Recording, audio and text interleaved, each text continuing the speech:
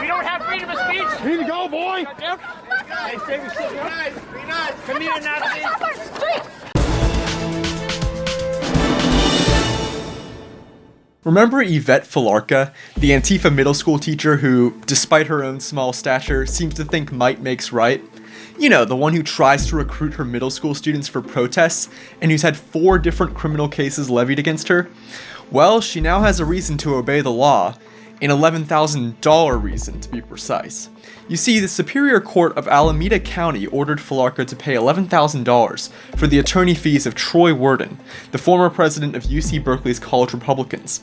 Felarca had previously filed for a restraining order against Worden, but dropped the case before its completion. I can't speak for Worden, but you wouldn't need to order me to keep away from this. Fuck off our street. Piece of shit. Fuck you. Sir, please. I'm just here to protest.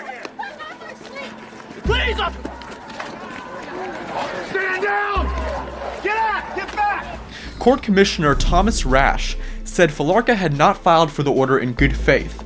Meanwhile, Harmeet Dillon of Dillon Law, the firm representing Worden, said this marks the second time in 2 months that Felarca and her lawyers have been ordered by an area court to pay the attorney fees of their opponents for filing legally and factually unsupported claims in court. True victims of harassment, stalking, assault need the courts to be available to them as a priority, not clogged with fabricated claims pursued in bad faith. Meanwhile, Felarca's attorney, Shanta Driver, said that the commissioner's decision says to every woman out there that if you file for a restraining order and don't pursue the case, you are subject to these court fees. We can't have this message given to women, especially now when there are the beginnings of a period where women feel they can go forward against men harassing them, stalking them, using their power over women. Right, but how many of those harassed women punched innocent people and defended a riot costing $100,000 as a reasonable response to a controversial speaker? It was a mass protest, it was a militant protest, and everyone was there to shut him down. And so whatever it was going to take to do that, we were all there with a united cause, and we were stunningly successful.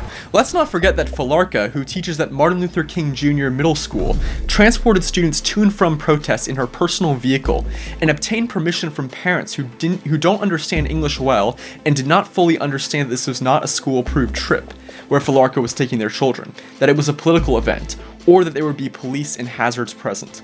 Let's not forget that Felarca's own principal banned her from taking students to another Berkeley rally, saying it was an opportunity for Felarca to indoctrinate students and use them to support her own political agenda.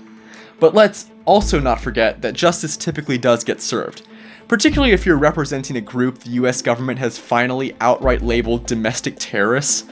For Campus Unmasked, I'm Rob Shimshock. If you like this video and support our mission, please make sure to comment and subscribe. If something happens on your campus and you'd like us to investigate, send us details using the form on campusunmasked.com.